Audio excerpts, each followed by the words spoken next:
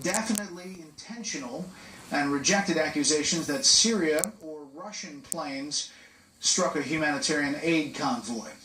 More U.S. military troops may soon be heading to Iraq, a slow but deliberate buildup of U.S. troops on the ground there in recent weeks. Fox News has learned that officials are asking for several hundred more troops to help in the fight against ISIS. This, as we get new details about that chemical attack at a U.S. base in Iraq we first told you about last night. Pentagon producer Lucas Tomlinson reports from the Pentagon.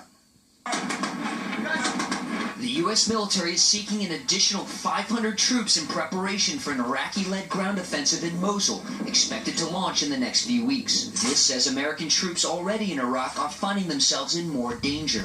The U.S. military's top officer confirmed a chemical agent was used against U.S. forces in northern Iraq. We assessed it to be a sulfur mustard blister agent. None of our folks were injured by this particular incident, and it wasn't particularly effective, but it was a concerning development.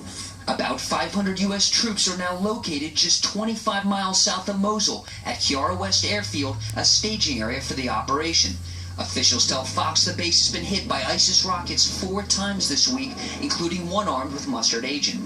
Since early August, the U.S.-led coalition has launched more than 120 airstrikes in Mosul, killing more than a dozen ISIS leaders and destroying an ISIS chemical weapons plant last week.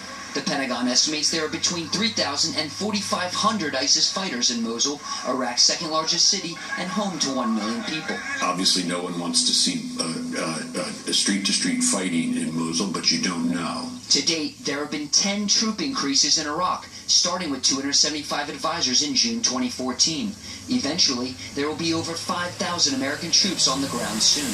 After defeating ISIS in Fallujah and Ramadi, Iraq's elite counterterrorism force will lead the Mosul assault, backed by U.S. air power. Over a year ago, the defense secretary questioned the Iraqis' will to fight. Today, he says challenges remain. Working with the Iraqi forces, which can be frustrating, but is the only way to do it because it's the only way to make victory stick. A top Kurdish general says ISIS fighters plan to fight to the death in Mosul.